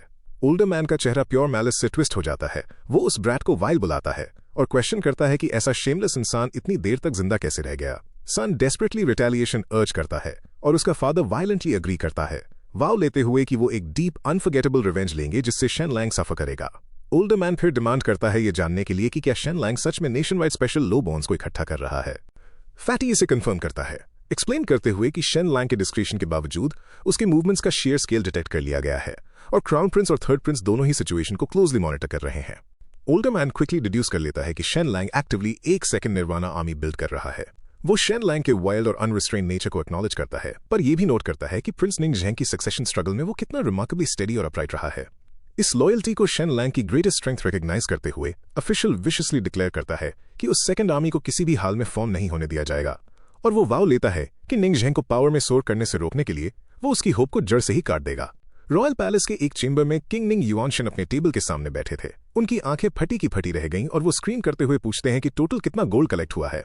यूनिक लीजी नर्वसली रिपोर्ट करता है कि टोटल एग्जैक्टली 4.93 मिलियन है। किंग शेर शॉक में हिस करते हैं और उस मैसिव फिगर को रिपीट करते हैं। सबॉर्डिनेट क्विकली ऐड करता है कि हेवनली डाउ सोसाइटी के हुआंग टोंग ने अपने राउंड नंबर्स की ऑब्सेसिव नीड के चलते पर्सनली 70,000 गोल्ड अपनी तरफ से ऐड कर दिया ताकि ये एग्जैक्टली इवन 5 मिलियन हो जाए। किंग का माइंड रील कर जाता है जब वो रियलाइज करते हैं कि शेन लैंग ने न सिर्फ एक इम्पॉसिबल टास्क कंप्लीट किया है बल्कि गोल को 60% से एक्सीड कर दिया है, जिससे वो ये सोचने पर मजबूर हो गए कि क्या इस दुनिया में ऐसी कोई चीज है जो ये यंग मैन अकॉम्प्लिश न कर सके। किंग एक मैसिव ग्रिन के साथ रूम में पेश करते हैं, शेन लैंग को रिपीटेडली प्रेज करते हुए और मार्वल करते हुए कि 5 मिलियन गोल्ड जिन और यहां तक कि चू के अगेंस्ट वॉर वेज करने के लिए काफी था। अपने अटेंडेंट की तरफ टर्न होते हुए उन्होंने कंफर्मेशन पूछा कि क्या शेन लैंग ने सच में यू के सारे नोबल्स और वेल्दी क्लैंस को हार्वेस्ट कर लिया है। अटेंडेंट ने साइलेंटली नॉड किया। किंग के चेहरे पर एक डार्क अम्यूजमेंट क्रॉस होता है जब यूनिक लीजी रिपोर्ट करते हैं कि 10 दिनों के अंदर नोबल्स को फाइनली रियलाइज हो जाएगा कि उन्हें कंप्लीटली ड्यूप किया गया है। सॉवरेन निंग युआंगशियन जोर जोर से रोरिंग लाफ्टर में हंसने लगते हैं, उस ब्रिलियंट हार्वेस्ट को प्रेज करते हुए और उन नोबल्स को मॉक करते हुए जिन्होंने पहले उन्हें पैसे देने से रिफ्यूज कर दिया था, नोट करते हुए कि उनकी स्टबर्ननेस के चक्कर में अब उन्हें एब्सोल्युटली नथिंग मिला है। 2 घंटे बाद एक एग्जॉस्टेड गार्ड शेन लैंग सामने खड़ा था, इंटरनली कंप्लेन करते हुए कि young master Shane actually demand कर रहे हैं कि पैलेस में भेजने से पहले उस गोल्ड को पूरी सिटी में एक बार और परेड करवाया जाए। गार्ड साई करता है, शेन लैंग को रिक्वेस्ट करते हुए कि शेन लैंग अब बस करे, क्योंकि जिस किसी को भी ये जानना चाहिए था वो जान चुका है और जिस किसी को भी ये वेल्थ देखनी थी वो ऑलरेडी देख चुका है। गार्ड फ्रैंटिकली कहता है, वार्न करते हुए कि भले ही आदमी एक और लैप इंड्योर कर लें, पर हेवी गोल्ड खींचने वाले वो एग्जॉस्टेड हॉर्सेस लिटरली स्ट्रीट्स पर कोलैप्स हो जाएंगे। अनडिटर्ड शेन लैंग की आवाज अपनी अब्सर्ड रीजनिंग एको करती है, आर्ग्यू करते हुए कि कुछ ब्रॉथल गर्ल्स दोपहर में ही उठती हैं और वो भी इस गोल्ड को देखना डिजर्व करती हैं, क्लेम करते हुए कि उन्होंने सारी रात हार्डवर्क किया है और ये उनके लिए इजी नहीं था। पर इस मैडनेस के आगे यील्ड करते हुए शेन लैंग ने फाइनली कॉन्वॉय को डायरेक्टली पैलेस के अंदर ले जाने का ऑर्डर दे दिया ताकि हिज मैजेस्टी और कंसॉर्ट्स को शॉक किया जा सके। ग्रैंड पैलेस गेट्स पर रॉयल कंसॉर्ट्स और मेड्स का एक ग्रुप क्रिम्सन रेलिंग्स पर झुका हुआ था। उनके चेहरे गोल्ड की रिफ्लेक्टेड लाइट से ग्लो कर रहे थे जब वो उन एंडलेस कार्ड्स को देखकर गैस्प करती हैं। वो अटर डिसबिलीफ में घूरती हैं, पूछते हुए कि क्या ये सारा गोल्ड सच में हिज मैजेस्टी का है। डीप इनसाइड किंग का दिल ग्रीड और प्राइड से फूला नहीं समा रहा था, क्योंकि उन्होंने पूरे के पूरे बैच को डायरेक्टली अपनी इनर ट्रेजरी में मूव करने का प्लान बना लिया था। उन्होंने प्राउडली खुद से सोचा कि वो निंग युआंगशियन कभी इतने वेल्दी नहीं रहे थे, इंटरनली हंसते हुए कि शेन लैंग ने उन्हें एक इनक्रेडिबल अमाउंट ऑफ फेस दिलाई है। उन्होंने इमीडिएटली गार्ड्स को ऑर्डर दिया कि गोल्ड को पैलेस ट्रेजरी में मूव कर दिया जाए। येट उनकी ये खुशी ब्रीफ ही रही, क्योंकि हार्श रियलिटी जल्द ही हिट गई। उन्हें ग्रिमली रियलाइज हुआ कि कल सुबह से ये गोल्ड रैपिडली वैनिश होना शुरू हो जाएगा, जो कि ऑलरेडी परचेस्ड ग्रेन, क्लॉथ और मेडिसिन की पेमेंट के लिए डेस्टिन था, जबकि काउंटलेस कंस्क्रिप्टेड लेबरर्स जल्द ही अपनी वेजेस कलेक्ट करने पहुंच जाएंगे। वो साई करते हैं, लमेंट करते हुए कि उनकी ट्रेजरी में सच में पैसा कभी टिक नहीं सकता। बाद में किंग की क्वाइट स्टडी में उन्होंने शेन लैंग को डायरेक्टली फेस किया। किंग ने उस पर प्रेज शावर की और फर्मली डिक्लेयर किया कि वो निंग झेंग को ड्यूक ऑफ यू बनाने के अपने प्रॉमिस से पीछे नहीं हटेंगे। हाउएवर, उनका टोन कॉशन में शिफ्ट हो गया जब उन्होंने पूछा कि 10 दिनों में शेन लैंग उस मैसिव फॉलआउट को कैसे हैंडल करने का प्लान कर रहा है, जब उन बायर्स को रियलाइज होगा कि गोल्डन ड्रैगन ब्लड एक टोटल स्कैम था। शेन लैंग चौड़ में खड़ा रहा और कामली अपना एयरटाइट डिफेंस क्लैरिफाई किया। उसने स्टेट किया कि उसने कभी एक्सप्लिसिटली क्लेम नहीं किया था कि ये ब्लड किसी पर्सन का टैलेंट चेंज कर सकता है, पॉइंट आउट करते हुए कि बायर्स ने ये खुद ही अज्यूम कर लिया था। उसने ऐड किया कि उसने कभी अपने प्रोडक्ट को एक्टिवली हॉक नहीं किया, बल्कि सिर्फ तभी बेचा जब वो सब गिड़गिड़ाते हुए उसके पास आए। फिर वो स्मर्क करता है, किंग को याद दिलाते हुए कि उसने रिपीटेडली उन बायर्स को वार्न किया था कि किसी भी औरत को टच ना करें, ये जानते हुए कि वो सब उसकी बात को इग्नोर करेंगे, जिससे उनकी पावर में आने वाला सडन ड्रेन कंप्लीटली उन्हीं की गलती बन जाती है। फाइनली वो अपनी अल्टीमेट शील्ड को हाईलाइट करता है, नोट करते हुए कि सारे प्रॉफिट स्टेट को गए हैं और उसने एक कॉइन भी अपनी जेब में नहीं डाला, यहां तक कि अपने पर्सनल एक्सपेंसेस भी खुद कवर किए हैं, आर्ग्यू करते हुए कि कंट्री के लिए उनको धोखा देना कंप्लीटली जस्टिफाइड था। किंग ने अपनी एक आईब्रो रेज की, पूछते हुए कि क्या शेन लैंग सच में कुछ वक्त के लिए छुपने नहीं वाला था। शेन लैंग स्कॉफ करता है, बोल्डली पूछते हुए कि क्या उन नोबल्स के अंदर उसे अटैक करने की हिम्मत भी होगी। वो रीजन देता है कि बिना रिसीट्स के कोई भी क्लेम कर सकता था कि उन्होंने वो फेक ब्लड खरीदा है, इसलिए उसके ऊपर कुछ भी एडमिट करने की कोई ऑब्लिगेशन नहीं थी, चीकली ऐड करते हुए कि कोई भी कंप्लेंट्स डायरेक्टली किंग के पास आनी चाहिए। किंग जोर से हंस पड़ते हैं और इस स्कीम को एब्सोल्युटली ब्रिलियंट बुलाते हैं। उनका एक्सप्रेशन फिर सॉफ्टन होकर जेन्युइन रिस्पेक्ट में बदल गया। उन्होंने क्लैरिफाई किया कि वो सिर्फ उस गोल्ड को प्रेज नहीं कर रहे थे, बल्कि ब्रूटल सक्सेशन स्ट्रगल के दौरान शेन लैंग के इनक्रेडिबल रिस्ट्रेंट को भी प्रेज कर रहे थे। किंग एडमिट करते हैं कि उन्हें डर था कि शेन लैंग क्राउन प्रिंस या निंग क्यूआई के अगेंस्ट डिस्ट्रक्टिवली स्कीम करेगा, पर वो इस बात से हाईली इंप्रेस थे कि शेन लैंग कंस्ट्रक्टिव रहा और नेशन के ग्रेटर इंटरेस्ट के बारे में सोचता रहा, यहां तक कि तब भी जब उस पर एक्टिवली अटैक्स हो रहे थे। किंग कन्फेस करते हैं कि शेन लैंग की फैक्चुअल अप्रोच ने उनका पर्सपेक्टिव कंप्लीटली चेंज कर दिया था, जिससे वो फाइनली निंग जेंग की ट्रू वर्थ देख पाए। शेन लैंग डिसमिसिवली अपना हाथ वेव करता है, उस हैवी प्रेज को बीच में कट करते हुए। वो किंग से कहता है कि उसे एग्जैक्टली पता है कि अब अगली कौन सी ट्यून बजाने वाले हैं, प्रिडिक्ट करते हुए एक ऐसी स्पीच के बारे में जिसमें यू के डेकेड्स की हार्डशिप की बात होगी। किंग साइलेंटली उस क्रिटिक की एक्यूरेसी को एक्नॉलेज करते हैं, ये रियलाइज करते हुए कि शेन लैंग इनडायरेक्टली उन्हें एक स्पेंडथ्रिफ्ट बुला रहा था, जिसने किंगडम के पीछे काउंटलेस हिडन डेंजर्स छोड़ दिए थे। किंग इंटरनली एग्री करते हैं कि निंग जेंग ही अकेला ऐसा स्टेडफास्ट रूलर है जो इन क्राइसिस को कवर अप करने की जगह इनकी रूट पर जाकर रिजॉल्व करने के केपेबल था। अलाउड किंग ने शेन लैंग को वार्न किया कि निंग जेंग की रिजिड इंटेग्रिटी का मतलब है कि उसके फ्यूचर रिफॉर्म्स इनेविटेबली शेन लैंग की अपनी पावरफुल फैमिली को टारगेट करेंगे। बिना एक बीट मिस किए शेन लैंग ने कैजुअली रिप्लाई किया कि उसका जिन क्लैन अपनी फीफ और प्राइवेट आर्मी को सरेंडर करने के लिए फुली प्रिपेयर्ड है और उसने सिर्फ फ्लीट को अपने पास रखने की डिमांड की। किंग एब्सोल्यूट शॉक में घूरते रह जाते हैं और डिसबिलीफ में उनके मुंह से एक ब्रेथलेस सा सवाल निकलता है। शेन लैंग कोल्डली ऐड करता है कि ऑफ कोर्स इन सब में से कुछ भी होने से पहले उसने पूरी तरह से ज़ू क्लैन को डिस्ट्रॉय करने का इरादा बनाया हुआ था। किंग शेयर एग्जास्परेशन में अपने टेम्पल्स रब करते हैं, उस रेकलेस यूथ को याद दिलाते हुए कि शू क्लैन उनका पर्सनल कॉन्फिडेंट है, और क्वेश्चन करते हैं कि शेन लैंग की ऐसी ट्रीजन वाली बात उनके मुंह पर बोलने की हिम्मत कैसे हुई। अचानक वो बैंटर रुक जाता है जब किंग का एक्सप्रेशन डेडली सीरियस हो गया। आगे की तरफ लीन करते हुए उन्होंने शेन लैंग की आंखों में देखा और उसे ग्रेवली वार्न किया कि कोई एक्टिवली उसको हार्म करने की प्लॉटिंग कर रहा है, और पूछा कि क्या वो जानता है कि वो कौन था। सॉवरेन का एक्सप्रेशन ग्रेव था जैसे ही उन्होंने डायरेक्टली शेन लैंग की तरफ देखा और पूछा कि क्या उसे पता है कि कोई उसको हार्म पहुंचाने की प्लॉटिंग कर रहा है। शेन लैंग ने एब्सोल्यूट कॉन्फिडेंस के साथ किंग की आंखों में देखा और कैजुअली कंफर्म किया कि ऑफ कोर्स उसे पता है। उसने एक्सप्लेन किया कि कोई उसकी लाइफ ब्लड के पीछे पड़ा है और रिवील किया कि क्राउन प्रिंस, थर्ड प्रिंस और हिडन युआन सोसाइटी ने मिलकर उसकी निर्वाणा आर्मी को कंप्लीटली डिस्ट्रॉय करने के लिए हाथ मिला लिया है। ये सुनकर किंग डीप थॉट में चले गए और इंटरनली इस सिचुएशन की आयरनी पर मार्वल करने लगे। वो सोचने लगे कि कैसे notoriously lawless Shen Lang actually bigger picture के बारे में सोच रहा था, रिस्ट्रेन रहकर अपनी लिमिट क्रॉस करने से रिफ्यूज कर रहा था, जबकि सपोजली ऑनरेबल क्राउन प्रिंस और थर्ड प्रिंस डर्टी ट्रिक्स का सहारा ले रहे थे। किंग की आंखें हार्ड हो गईं जब उन्होंने इंटरनली डिक्लेयर किया कि निर्वाणा आर्मी शेन लैंग की हो या निंग जेंग की, इससे कोई फर्क नहीं पड़ता। अल्टीमेटली ये आर्मी यू किंगडम की है और उनकी यानी निंग युआंगशियन की है। उन्होंने फर्मली डिसाइड किया कि सक्सेशन के लिए कंपीट करना एक्सेप्टेबल है, लेकिन नेशन के कोर इंटरेस्ट को हार्म करना कंप्लीटली अनफॉरगिवेबल है। साइलेंस को ब्रेक करते हुए किंग ने शेन लैंग से पूछा कि क्या उसे उनकी इंटरवेंशन की जरूरत है ताकि वो इन दुश्मनों को रोक सकें। शेन लैंग ने सिंपली अपना सिर हिलाया और कहा कि इसकी कोई जरूरत नहीं है। किंग क्लोजली वॉच करने पर एग्री हो गए, लेकिन क्विकली एक और मैटर उठाते हुए उन्होंने शेन लैंग को उसके बेहतरीन काम के लिए प्रेज किया और डिक्लेयर किया कि वो निंग जेंग को एक मैसिव रिवॉर्ड देने वाले हैं। किंग ने अपना प्लान रिवील किया क्योंकि अपकमिंग सदर्न एक्सपेडिशन के लिए एक सेक्रेड हेवन सैक्रिफाइसिंग सेरेमनी की जरूरत थी, एक ऐसी रिचुअल जहां ट्रेडिशनली किंग सैक्रिफाइस परफॉर्म करते थे और क्राउन प्रिंस टेक्स्ट रीड करते थे। उन्होंने डिसाइड किया था कि इस बार निंग जेंग वो टेक्स्ट रीड करेगा। शेन लैंग के ऊपर एक शॉक की वेव दौड़ गई। उसने इस मूव के इमेंस रिस्क को पॉइंट आउट किया, नोट करते हुए कि ये एसेंशियली पूरे यूए के सामने एक पब्लिक डिक्लेरेशन था कि हिज मैजेस्टी निंग जेंग को थ्रोन का एयर बनाना चाहते हैं। शेन लैंग ने एक्नॉलेज किया कि ये क्राउन प्रिंस के चेहरे पर एक बड़ा थप्पड़ था और उनके फैक्शन के लिए एक मेजर विक्ट्री थी, लेकिन उसने क्विकली एक ग्लेयरिंग प्रॉब्लम हाईलाइट की। निंग जेंग एक स्टटरर हकला था। उसने वार्न किया कि अगर प्रिंस ने सीक्रेट टेक्स्ट पढ़ते वक्त स्टटर किया तो वो पूरे किंगडम में एक लाफिंग स्टॉक बन जाएगा। किंग ने सिंपली अपना सिर टिल्ट किया और पूछा कि क्या ये सच में एक प्रॉब्लम है। Internally Shen Lang fiercely agree कर रहा था कि ये एक मैसिव प्रॉब्लम है, ये जानते हुए कि निंग जेंग ने महीनों तक इनक्रेडिबली हार्ड वर्क किया था, यहां तक कि रोज अपने मुंह में एक पत्थर रखकर प्रैक्टिस की थी। उसे रियलाइज हुआ कि सेरेमनी से सिर्फ 3 दिन पहले एक सिवियर स्टटर को ठीक करना नियरली इम्पॉसिबल था, स्पेशली क्योंकि सिर्फ पत्थरों पर रिलाई करना इनफ नहीं होगा। शेन लैंग जानता था कि सेरेमनी के दिन निंगझेंग को न सिर्फ फ्लुएंट होना था बल्कि अटली डैजलिंग भी दिखना था। किंग ने एक आईब्राउ रेस करते हुए डैजलिंग वर्ड को रिपीट किया।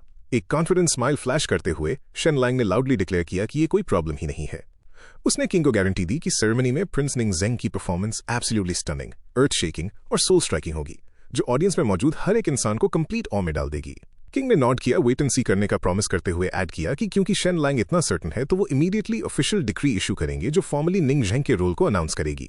उसी दोपहर पूरे कैपिटल में रॉयल डिक्री डिस्पैच कर दी गई, अनाउंस करते हुए कि आर्मी साउथ की तरफ मार्च करेगी और हेवन सैक्रिफाइसिंग सेरेमनी ठीक 3 दिन बाद होल्ड की जाएगी, जिसमें मार्किन निंगझेंग सैक्रिफिशियल टेक्स्ट रीड करेंगे। इस न्यूज ने इमीडिएटली एक मैसिव अपरोर मचा दिया। फ्यूरियस ऑफिशियल्स और सिटीजन्स सड़कों पर आर्ग्यू करने लगे, क्वेश्चन करते हुए कि क्राउन प्रिंस की सेक्रेट ड्यूटी फिफ्थ प्रिंस को क्यों दी जा रही है। विस्पर्स जंगल की आग की तरह फैलने लगी जब लोग उस शॉकिंग सिग्नल पर डिबेट करने लगे जो हिज मैजेस्टी भेज रहे थे, ये सोचते हुए कि क्या क्राउन प्रिंस की पोजीशन कंप्लीटली अनस्टेबल हो चुकी है। कुछ लोगों ने आर्ग्यू किया कि मिलिट्री फंड्स रेज करने का क्रेडिट सोली शेन लैंग को जाता है, निंगझेंग को नहीं। लेकिन सबसे डैमनिंग कंप्लेंट्स प्रिंस के स्पीच इंपेडिमेंट पर फोकस कर रही थीं। लोग चिल्ला रहे थे कि सब जानते हैं कि निंगझेंग एक हकला है। उन्होंने आर्ग्यू किया कि ऐसी सेक्रेट सेरेमनी के दौरान हकलाना न सिर्फ प्रिंस की डिग्निटी को रूइन करेगा बल्कि हेवन और सेजेस के लिए एक ग्रेव इंसल्ट भी होगी। ऑपोजिशन तुरंत ऑर्गेनाइज हो गया और उन्होंने किंग को इमीडिएटली पिटिशन करने का रिजॉल्व लिया। काउंटलेस मेमोरियल्स रॉयल पैलेस में फ्लड होने लगे, जिसने किंग निंग युआंगशन को कोर्ट के हर कोने से आने वाले रिटर्न प्रोटेस्ट में लगभग डुबा दिया। इस ओवरवेलमिंग बैकलैश के बावजूद किंग अपने गोल्डन थ्रोन पर स्टोइकली बैठे रहे। उनका एक्सप्रेशन पत्थर की तरह हार्ड था। उन्होंने फर्मली खाली हॉल में डिक्लेयर किया कि उनका माइंड सेट हो चुका है। उन्होंने इंटरनली एक्नॉलेज किया कि पासा फेंका जा चुका है और पानी बह चुका है, बस यही प्रे करते हुए कि निंगझेंग उन्हें डिसअपॉइंट नहीं करेगा। किंग जानते थे कि स्टेक्स बहुत मैसिव है। अगर सेरेमनी फेल हुई तो पूरा किंगडम उन्हें कंडेम करेगा और अगर वॉर बुरी तरह से चली तो सारा ब्लेम उन पर और प्रिंस पर आएगा। फिर भी सामने देखते हुए किंग ने शेन लैंग पर अपना एब्सोल्यूट ट्रस्ट रीअफर्म किया। इधर मार्किन निंगझेंग के रेजिडेंस पर एटमॉस्फेयर पैनिक से भरा हुआ था। शेन लैंग प्रिंस के सामने खड़ा था, अग्रेसिवली इस बात पर एम्फसाइज कर रहा था कि सेरेमनी के दौरान उसको बिल्कुल भी हकलाना नहीं है और परफेक्टली फ्लुएंट होना है। उसने एक ऐसी परफॉर्मेंस डिमांड की जो क्राउड को डैजल कर दे, हेवंस को हिला दे और सोल्स को उनकी कोर तक स्टर कर दे। बुरी तरह पसीना पसीना होते हुए और एंग्जाइटी से कांपते हुए निंगझेंग ने रिप्लाई करने की कोशिश की, लेकिन उसका स्टटर पहले से भी ज्यादा वर्स हो चुका था और वो बस इतना ही स्टैमर पाया कि वो सच में ये नहीं कर सकता। प्रिंस के लॉयल रिटेनर्स एब्सोल्यूट डिस्पेयर में देख रहे थे, ये नोट करते हुए कि हालांकि उसका स्टटर पहले इंप्रूव हुआ था पर इस इंटेंस प्रेशर की वजह से उसको सिवियर रिलैप्स हो गया था। उन्हें ग्रिमली रियलाइज हुआ कि वो प्रॉपर्ली क्लियर बोल तक नहीं पा रहा है, तो एक सीक्रेट रिचुअल कमांड करना तो दूर की बात है। निंगझेंग पैनिक में आ गया, पॉइंट आउट करते हुए कि अब सिर्फ 3 दिन बचे हैं और प्रिडिक्ट करने लगा कि मेन दिन उसके नर्व्स डेफिनेटली सब कुछ रूइन कर देंगे। शेन लैंग आगे बढ़ा, पैनिक्ड प्रिंस की आंखों में देखा और फर्मली पूछा कि क्या निंगझेंग उस पर ट्रस्ट करता है। एक डेस्परेट नॉट के साथ निंगझेंग ने कंफर्म किया कि हाँ वो करता है। शेन लैंग ने कॉन्फिडेंटली प्रॉमिस किया कि 3 दिन का टाइम मोर देन इनफ है और वाव लिया कि वो मेक श्योर करेगा कि प्रिंस पूरी ऑडियंस को स्टन कर दे। फिर उसका माइंड इस मॉन्यूमेंटल टास्क की तरफ शिफ्ट हुआ, एक्नॉलेज करते हुए कि स्टेट के मैटर्स में सैक्रिफाइस और वॉर पैरामाउंट होते हैं, जिसका मतलब था कि सैक्रिफिशियल टेक्स्ट एब्सोल्यूट फाइनेस्ट होना चाहिए। उसने सोचा कि ऐसा टेक्स्ट लिखना साइमल्टेनियसली आसान भी है और एक्सट्रीमली डिफिकल्ट भी, क्योंकि इसकी सिर्फ एक ही रिक्वायरमेंट होती है, ग्रैंड मैग्निफिसेंट प्रेज जो अलाउड पढ़ने पर सेलेस्टियल म्यूजिक जैसी साउंड करे। अपनी लिमिटेशंस को जानते हुए शेन लैंग ने डिसाइड किया कि वो इसको स्क्रैच से नहीं लिख सकता, लेकिन वो डेफिनेटली एक मास्टरपीस कॉपी कर सकता है। एक वुडन डेस्क पर बैठकर शेन लैंग ने कैलिग्राफी ब्रश उठाया और उसका माइंड अर्थ के हिस्टोरिकल टेक्स्ट के थ्रू रेस करने लगा। उसने ग्रेट मिंग कोड के वॉल्यूम 82 पर सेटल किया, जो टॉप स्कॉलर्स ली डोंगयांग और शेन शिक्सिंग द्वारा लिखा गया एक लेजेंडरी पीस था, ये रीजन देते हुए कि उनकी राइटिंग को कभी पोरली नहीं कंसिडर किया जा सकता। वो इस टेक्स्ट को फ्यूडल डायनेस्टीज का लगभग पिनेकल मानता था। जैसे ही उसका ब्रश पार्चमेंट पर उड़ने लगा, उसने इसे वर्ड फॉर वर्ड कॉपी करने का आइडिया ड्रॉप कर दिया और ऑप्ट किया कि वो इसे मॉडिफाई करेगा और सीमा श्यांगरू के एक्सलेंट फंक्शन शू के एलिमेंट्स वीव करके इसे और भी ज्यादा स्प्लेंडेड बनाएगा। ठीक 1 घंटे बाद एक genuinely splendid sacrificial memorial to heaven complete हो गया। शेन लैंग के एलाइज पार्चमेंट के चारों तरफ जमा हो गए। उनकी आंखें एब्सोल्यूट शॉक में चौड़ी थीं जैसे ही उन्होंने वो वर्ड्स पढ़े। उन्होंने इसे एक एक्सीलेंट पीस बताकर प्रेज किया, इसकी एलिगेंस, कॉन्फिडेंस और ग्रैंडियर पर मार्वल करते हुए। उन्हें ये मैजेस्टिक और ओवरवेलमिंग लगा, लेकिन डीप इमोशन के साथ परफेक्टली बैलेंस्ड। पास ही खड़े यूनिक लीजी के माथे पर सीक्रेटली कोल्ड स्वेट आने लगा। उसने मिनिस्ट्री ऑफ राइट्स की तरफ से लिखा हुआ एक बैकअप मेमोरियल अपनी स्लीव में छुपा रखा था, जो प्रिंस के लिए यूज करने के लिए था अगर जरूरत पड़ी। लेकिन शेन लैंग का मास्टरपीस पढ़ने के बाद उसे रियलाइज हुआ कि उसका वर्जन एंटायरली अननेसेसरी था और अब उसे जला देना चाहिए। उसने ग्रिमली नोट किया कि शेन लैंग का टेक्स्ट इम्पॉसिबली इतना ज्यादा अच्छा था कि ये एक अनरीचेबल स्टैंडर्ड सेट कर देगा और गारंटी देगा कि आगे आने वाले राइटर्स इससे बेटर परफॉर्म ना कर पाने के लिए डांट खाएंगे। वो टेक्स्ट रिमार्केबली कंसाइज था, 1000 शब्दों के अंदर था, जिससे निंगझेंग इसे आधे घंटे के अंदर फ्लुएंटली मेमोराइज कर सकता था। शेन लैंग फिर नेक्स्ट क्रिटिकल फेज पर मूव हुआ, अनाउंस करते हुए कि अगला स्टेप म्यूजिक है। उसने एक्सप्लेन किया कि इस मेमोरियल को एक ऐसी इंस्ट्रूमेंटल अकम्पनीमेंट के साथ चांट करना होगा जो सॉलम, मैजेस्टिक, मूविंग और स्टरिंग हो, ताकि ऑडियंस के इमोशंस को प्रॉपर्ली स्वे कर सके। उसने एक एंशिएंट, ग्रैंड, मैग्निफिसेंट और ट्रैजिक रिदम डिमांड की। 2 घंटे बाद शेन लैंग ने खुद उन वर्ड्स को चांट करके कंपोज्ड मेलोडी डेमोन्स्ट्रेट की। रिटेनर्स ने केयरफुली सुना और एग्री किया कि यह सफिशिएंटली सेंटिमेंटल और अनडिनायबली पावरफुल था। निंग झेंग ने जल्दी से उस ट्यून को सीख लिया और शेन लैंग की स्ट्रिक्ट अरेंजमेंट के अकॉर्डिंग मेमोरियल को चांट करने की प्रैक्टिस करने आगे आया। हाउएवर, जैसे ही उसने अपना मुंह खोला, परफॉर्मेंस एक कंप्लीट मेस में डिवॉल्व हो गई। उसके एलाइज बुरी तरह विंस कर गए, ये नोट करते हुए कि हालांकि प्रिंस की raw voice actually Shen Lang से स्ट्रांग थी, लेकिन उसका सिवियर स्टटरिंग और ओवरवेलमिंग नर्व्स पूरे इफेक्ट को रूइन कर रहे थे। निंग झेंग ने डेस्परेटली शब्दों को बाहर निकालने की कोशिश की, लेकिन उसने जितनी हार्ड कोशिश की, हालत उतनी ही वर्स होती गई। चांटिंग इनक्रेडिबली ऑकवर्ड होती चली गई जैसे जैसे स्टटरिंग और सिवियर हुई। कमरे में एक इंपेंडिंग डूम का सेंस भर गया, क्योंकि सबको रियलाइज हो गया कि अगर उसने सेरेमनी में अपने आप को एम्बैरस किया तो किंग को कंडेम किया जाएगा और निंग झेंग का थ्रोन तक का रास्ता परमानेंटली सेवर हो जाएगा। इस एस्केलेटिंग पैनिक को देखते हुए शेन लैंग ने जेंटली इंटरप्ट किया और हिज हाइनेस से अपने साथ चलने को कहा। वो डिफीटेड प्रिंस को बाहर क्वाइट मूनलिट गार्डन में ले गया। शर्म से नीचे देखते हुए निंग झेंग ने क्वाइटली शेन लैंग से पूछा कि क्या उसने उसे मैसिवली डिसअपॉइंट किया है। शेन लैंग ने उसे रीअश्योर किया, एक्सप्लेन करते हुए कि ऐसी परफॉर्मेंस कंप्लीटली नॉर्मल थी और बहुत से आउटस्टैंडिंग पॉलिटिशियंस में सिंपली एक स्ट्रांग पब्लिक प्रेजेंस की कमी होती है। फिर शेन लैंग ने एक हाईली स्पेसिफिक क्वेश्चन पूछा, क्या प्रिंस ने कभी खुद से बात करने की कोशिश की है। निंग झेंग ने नॉड किया, अपने बचपन को रिफ्लेक्ट करते हुए, जहां उसे ऑमिनस माना जाता था और उससे शायद ही कोई बात करता था, जिसने उसे अकेलेपन में खुद से बात करने पर मजबूर कर दिया था। शेन लैंग ने थोड़ा और प्रेस किया, पूछते हुए कि क्या वो उन प्राइवेट मोमेंट्स के दौरान हकलाता था। निंग झेंग ने अपना सिर हिलाया, कंफर्म करते हुए कि वो खुद से बात करते वक्त बिल्कुल नहीं हकलाता था। शेन लैंग के चेहरे पर एक नोइंग स्माइल आ गई जब उसने कंक्लूड किया कि अब ये स्टटर फिजियोलॉजिकल नहीं रहा। उसने डिड्यूस किया कि हालांकि ओरिजिनली ये स्टटर एक फिजिकल डिफेक्ट था, लगभग 1 साल की ट्रेनिंग ने उसकी बॉडी को क्योर कर दिया था और अब पीछे सिर्फ एक प्योरली साइकोलॉजिकल ब्लॉक रह गया था जो डर और प्रेशर की वजह से था। अपने रोब्स में हाथ डालते हुए शेन लैंग ने एक छोटी सी वायल निकाली और प्रिंस को पकड़ाते हुए उसे पीने के लिए अर्ज किया। निंग झेंग अग्री हो गया और जल्दी से वो लिक्विड पी गया।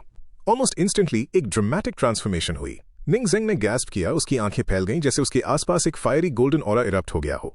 वो अपने कांपते हुए हाथों की तरफ घूर रहा था, डिक्लेयर करते हुए कि उसे लग रहा है जैसे वो उड़ रहा है और हेवंस और अर्थ अब उसे कंट्रोल नहीं कर सकते।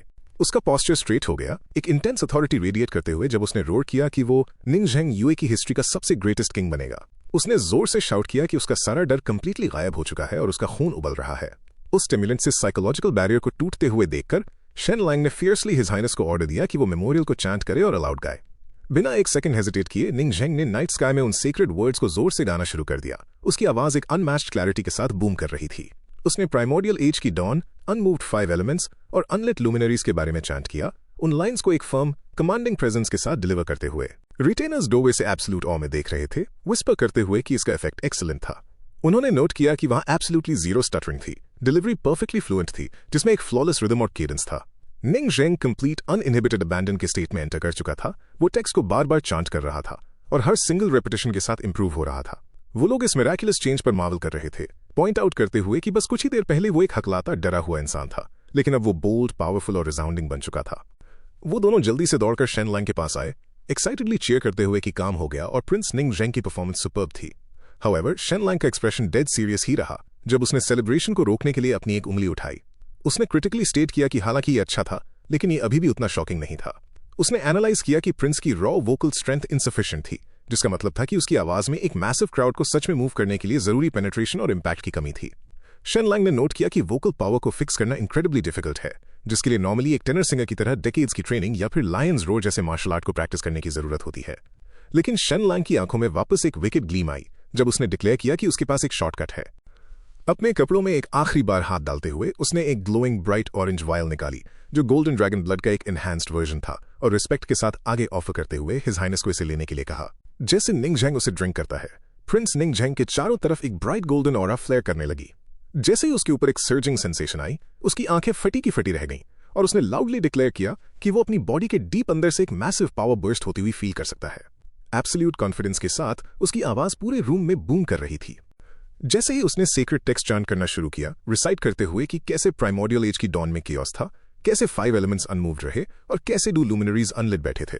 उसने अपना मैग्निफिसेंट चांट कंटिन्यू रखा, इस सब के बीच एक फर्म स्टांस डिस्क्राइब करते हुए जहां साउंड और साइलेंस परफेक्टली एक दूसरे से इंटवाइंड थे। पास ही खड़ा शेन लैंग डीप सेटिस्फैक्शन में स्माइल कर रहा था। अपने आर्म्स क्रॉस करते हुए उसने नोट किया कि परफॉर्मेंस अब कंप्लीट हो चुकी थी।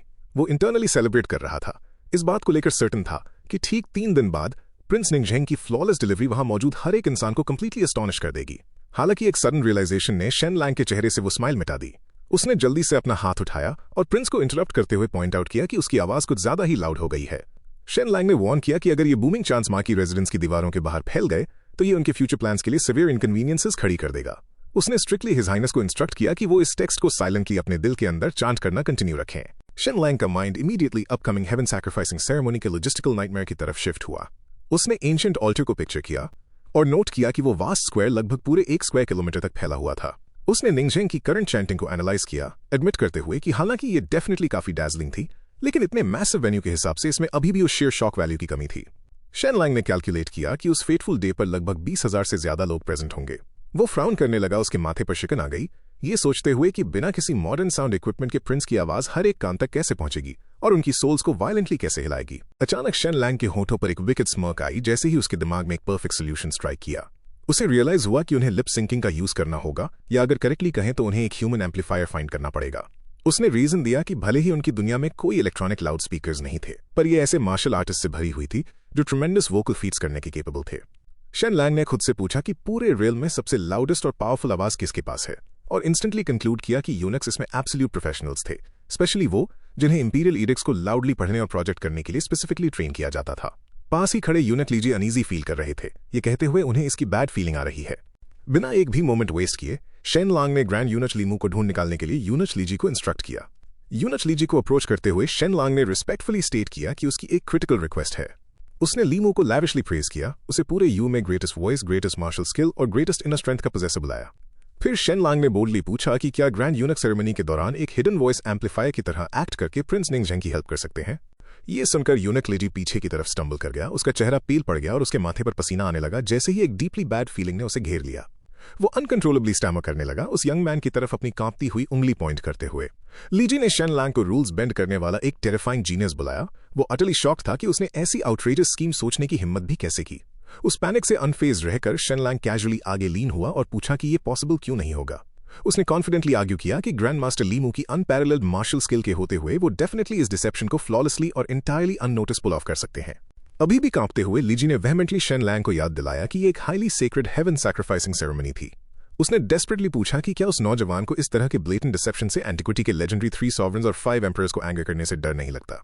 अपने पसीने से भीगे टेम्पल्स को रब करते हुए यूनिक लीजी ने एडमिट किया कि वो ट्रूली इतने बड़े मैग्नीट्यूड के मैटर पर अकेले डिसाइड नहीं कर सकता।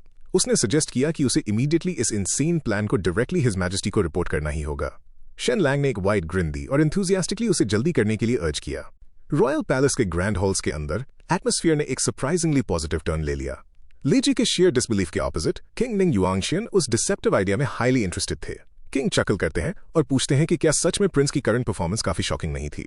लीजी ने क्विकली प्रिंस को डिफेंड किया, इंसिस्ट करते हुए कि हिज हाइनेस की परफॉर्मेंस ऑलरेडी इनक्रेडिबली डैजलिंग थी। साइड में चुपचाप खड़े हुए लीजी ने इंटरनली ग्रोन किया, ये रियलाइज करते हुए कि उसने सिवियरली अंडर एस्टिमेट किया था कि किंग ट्रूली कितने अनरिस्ट्रेन्ड थे। यूनिक ने कंक्लूड किया कि अब सब कंप्लीटली ओवर हो चुका था। जब से शेन लैंग वहां आया था, इन दोनों आदमियों ने रिलेंटलेसली एक दूसरे को इन्फ्लुएंस किया था और एक दूसरे के मॉरल्स को करप्ट कर दिया था। किंग ने अपनी शार्प गेज उस कांपते हुए यूनिक की तरफ टर्न की, पॉइंट आउट करते हुए कि लीमू ही इस स्कीम में डायरेक्टली इन्वॉल्व था और उससे इस मैटर पर उसके फाइनल थॉट्स पूछे। डीपली बो करते हुए लीमू ने ओबीडियंटली रिप्लाई किया कि अगर हिज मैजेस्टी कमांड देंगे तो वो डेफिनेटली ये करेगा, उस स्टंट को ट्राई करने के लिए अग्री होते हुए। किंग के चेहरे पर एक नोइंग स्माइल आई जब उन्होंने एक critical piece of information verify की। उन्होंने यूनिकली से कंफर्म करने को कहा कि क्या उसने एक बार legendary heavenly demon sound technique practice की थी। वो जानते थे कि ये एंशिएंट मार्शल आर्ट यूजर को परफेक्टली कोई भी डिजायर्ड आवाज प्रोड्यूस करने और किसी की भी स्पीच को फ्लॉलेसली इमिटेट करने अलाउ करती थी। पजल का ये फाइनल पीस सिक्योर होते ही किंग ने एक्साइटेडली डिक्लेयर किया कि वो लोग इसे ट्राई करेंगे। अगले 3 दिनों के कोर्स में रॉयल कोर्ट एक एब्सोल्यूट अप्रोर में डिसेंड हो गई। फ्यूरियस मिनिस्टर्स ने बाकी सारे मैटर्स को कंप्लीटली अबैंडन कर दिया और अपने रिलेंटलेस अटैक्स को solely upcoming heaven sacrificing ceremony पर फोकस कर दिया। उन्होंने फियर्सली आर्ग्यू किया कि स्टेट के मैटर्स में सैक्रिफाइस और वॉर पैरामाउंट होते हैं, इस बात पर एम्फसाइज करते हुए कि ये स्पेसिफिक सेरेमनी एक मैसिव वॉर से जुड़ी हुई थी जो नेशन का फेट डिक्टेट करेगी। ऑफिशियल्स ने वार्न किया कि अगर प्रिंस निंगझेंग ने सेक्रेड मेमोरियल चांट करते वक्त स्टटर किया तो इसे गॉड्स का एक ग्रेव डिसरिस्पेक्ट माना जाएगा और ये इनेविटेबली उन सब पर एक टेरिबल डिजास्टर ले आएगा। वो अपने घुटनों पर गिर गए, डेस्परेटली हिज मैजेस्टी से उनके रेकलेस डिसीजन को रिकंसिडर करने के लिए भीख मांगते हुए। अपने थ्रोन पर फर्मली बैठे हुए किंग ने अपनी आंखें नैरो की, इन मास प्रोटेस्ट्स को अपनी रॉयल अथॉरिटी के लिए एक डायरेक्ट चैलेंज मानते हुए। उन्होंने अपने दांत पीसे, एंग्रीली ये नोट करते हुए कि मिनिस्टर्स एक बार फिर उन्हें अपोज कर रहे थे और एक्टिवली उन्हें यील्ड करने के लिए फोर्स करने की कोशिश कर रहे थे। बैक डाउन करने से रिफ्यूज करते हुए किंग ने कसम खाई कि वो उनके मुंह पर एक हार्ड थप्पड़ मारेंगे, अपने रॉथ को एक्सटेंड करते हुए, जिसमें डिफाइंट मिनिस्टर्स और खुद क्राउन प्रिंस के चेहरे पर थप्पड़ मारना शामिल था। कैपिटल की बसलिंग स्ट्रीट्स पर भी मूड इक्वली ग्रिम था। काउंटलेस सिटीजन्स टाइट सर्कल्स में जमा थे, फ्रैंटिकली उस इंपेंडिंग डूम के बारे में डिस्कस कर रहे थे। कॉमनर्स विस्पर कर रहे थे कि किंग कुछ ज्यादा ही रेकलेस हो चुके हैं और रीसेंट विक्ट्रीज की वजह से अटली ब्लाइंड हो गए हैं। जनरल कंसेंसस यही था कि हेवन सैक्रिफाइसिंग सेरेमनी पूरी तरह से डूम्ड थी और एब्सोल्यूट डिसग्रेस में ही एंड होगी, और इस तरह की फूलिशनेस डेफिनेटली हेवन के टेरेबल एंगर को अपनी तरफ ड्रॉ करेगी। ठीक 3 दिन बाद हेवन सैक्रिफाइसिंग सेरेमनी का वो फेटफुल डे फाइनली आ गया। हालांकि पैलेस के ऊपर का आसमान अग्रेसिवली डार्क था और हेवी टर्बुलेंट स्टॉर्म क्लाउड से घिरा हुआ था। नर्वस मिनिस्टर्स एक साथ हडल करके खड़े थे, विस्पर कर रहे थे कि ये टेरेबल वेदर एक डिलिबरेट कंस्पिरेसी थी, जिसका मकसद उन्हें हार्म करना और उन सबका फेस लूज करवाना था। सॉवरेन यंगशन ने एंग्रीली पॉइंट आउट किया कि रॉयल एस्ट्रोलॉजर्स ने डिलिबरेटली डेट को मिसकैलकुलेट किया था, क्योंकि उन्होंने एक्सप्लिसिटली प्रॉमिस किया था कि आज का दिन हाईली ऑस्पिशियस और सनी होगा। एस्ट्रोनॉमिकल ब्यूरो का मिनिस्टर फ्रैंटिकली अपने हाथ वेव कर रहा था, रोते हुए चिल्ला रहा था कि उनके साथ टेरेबली रॉन्ग हो रहा है। उसने डेस्परेटली इंसिस्ट किया कि बस कुछ दिन पहले ही उसने क्लियरली देखा था कि यह दिन परफेक्टली सनी होगा। सॉवरेन ने स्कॉफ किया, कोल्डली उन टर्बुलेंट स्काइज की तरफ इशारा करते हुए और उस पैनिक्ड एस्ट्रोलॉजर से पूछते हुए कि क्या बाहर ये उसे एक सनी डे लग रहा है। एक और बोल्ड मिनिस्टर आगे बढ़ा, डिमांड करते हुए कि हिज मैजेस्टी अपनी आंखें खोलें और सिचुएशन को क्लियरली देखें। एंशिएंट ऑल्टर की तरफ जहां सेरेमनी हेल्ड की जानी थी, पूरा आसमान क्लाउड से कवर था और थंडरस आवाजें निकाल रहा था। एक और ऑफिशियल ने ब्रेवली आर्ग्यू किया कि एस्ट्रोनॉमिकल ब्यूरो ने एक्चुअली ठीक कैलकुलेट किया था और आज सच में एक ऑस्पिशियस और सनी डे ही होना चाहिए था। उसने पैशनेटली किंग को अक्यूज किया, क्लेम करते हुए कि यह हिज मैजेस्टी की खुद की रेकलेस विलफुलनेस और नेचुरल ऑर्डर का ब्लेटेंट डिफायंस था, जिसने हेवन को डीपली ऑफेंड किया था। उस मिनिस्टर ने डिक्लेयर किया कि एक हकलाते हुए यूजलेस प्रिंस को सीक्रेट मेमोरियल चांट करने अलाउ करके उन्होंने डायरेक्टली गॉड्स को एंगर किया है, ये डिमांड करते हुए कि क्या किंग फाइनली अपनी ग्रेव मिस्टेक एडमिट करेंगे और उस फूलिश डिक्री को वापस लेंगे। मिनिस्टर्स के बीच साइलेंटली खड़ा हुआ क्राउन प्रिंस निंगी इंटरनली अपने फादर की इस प्रेडिकमेंट पर स्नीयर कर रहा था। उसने खुद से सोचा कि किंग अपीयरेंस में फियर्सली इंटिमिडेटिंग थे, लेकिन अंदर से रिमार्केबली वीक थे। क्राउन प्रिंस ने अपने फादर की एबिलिटीज को मीडियोकर कहकर मॉक किया, नोट करते हुए कि वो सिर्फ पावर के लिए पोस्चर करना पसंद करते थे। निंगी ने ऑब्जर्व किया कि स्पेशली पिछली बार सिवियरली इल होने के बाद किंग कंप्लीटली चेंज हो चुके थे, जहां भी जाते केओस मचाते थे, जिसमें निंग जिंग को मेमोरियल रिसाइट करने देने का ये अब्सर्ड डिसीजन भी शामिल था। क्राउन प्रिंस एक डार्क जॉय से भर गया जब उसने कंक्लूड किया कि अब हेवन खुद किंग की शेयर इनकॉम्पिटेंस को एक्सपोज कर रहा है और एक्टिवली उनसे गिल्ट का पब्लिक कन्फेशन डिमांड कर रहा है। इस डिजास्टर का फायदा उठाने के लिए एक ऑफिशियल मिनिस्टर जू की तरफ मुड़ा, सजेस्ट करते हुए कि उन्हें हिज मैजेस्टी से बात करनी चाहिए और ऑफिशियली सेरेमनी की डेट चेंज करने की रिक्वेस्ट करनी चाहिए। एक और ऑफिशियल ग्रैंड प्रिसेप्टर अग्री हो गया, ये भी सजेस्ट करते हुए कि उन्हें डेट चेंज करवाने के लिए किंग को अप्रोच करना चाहिए। हालांकि प्राइम मिनिस्टर जू ने अपना सिर हिलाया, हार्श पॉलिटिकल रियलिटी को एक्सप्लेन करते हुए। उसने स्टेट किया कि अगर डेट चेंज की गई तो रॉयल डिक्री को पूरी तरह विथड्रॉ करना पड़ेगा, जिसका मतलब था कि निंगजेंग अब मेमोरियल चैंट नहीं कर पाएगा।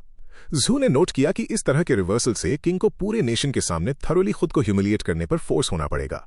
इस स्टॉलिंग से इंपेशेंट होते हुए एक और प्रिंस, आई डोंट नो ये कौन सा वाला है, मे बी 6th प्रिंस या 4th प्रिंस होगा, देखा देखा लग रहा है, बट याद नहीं ये कौन है, वो डायरेक्टली विजिबली स्वेटिंग निंगजेंग की तरफ मुड़ा। उस भाई ने अग्रेसिवली पॉइंट आउट किया कि यहां वेट करते रहना कोई सोल्यूशन नहीं है।